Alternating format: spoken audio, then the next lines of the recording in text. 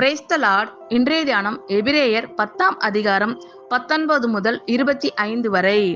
ஆகையால் சகோதரரே, நாம் பரிசுத்த ஸ்தலத்தில் பிரவேசிப்பதற்கு இயேசுவானவர் தமது மாம்சமாகிய திரையின் வழியாய் புதிதும் ஜீவனுமான மார்க்கத்தை நமக்கு உண்டு பண்ணினபடியால் அந்த மார்க்கத்தின் வழியாய் பிரவேசிப்பதற்கு அவருடைய இரத்தத்தினாலே நமக்கு தைரியம் உண்டாயிருக்கிறபடியினாலும், தேவனுடைய வீட்டின் மேல் அதிகாரியான மகா ஆசாரியர் நமக்கு ஒருவர் இருக்கிறபடியினாலும், துர்மனசாட்சி நீங்க தெளிக்கப்பட்ட இருதயம் உள்ளவர்களாயும் சுத்த ஜலத்தால் கழுவப்பட்ட சரீரம் உள்ளவர்களாயும் உண்மையுள்ள இருதயத்தோடும் விசுவாசத்தின் பூரண நிச்சயத்தோடும் சேர கடவோம்.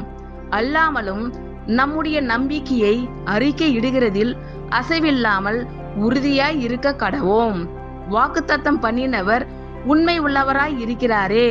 மேலும் அன்புக்கும் நற்கிரியைகளுக்கும் நாம் ஏவப்படும்படி ஒருவரை ஒருவர் கவனித்து சபை கூடி வருதலை சிலர் விட்டு விடுகிறது போல நாமும் விட்டு விடாமல் ஒருவருக்கொருவர் புத்தி சொல்ல கடவோம். நாளானது சமீபித்து வருகிறதை எவ்வளவாய் பார்க்கிறீர்களோ அவ்வளவாய் புத்தி சொல்ல வேண்டும். ஆமென். கர்த்தர் உங்கள் அனைவரையும் ஆசீர்வதிப்பாராக. God bless you all.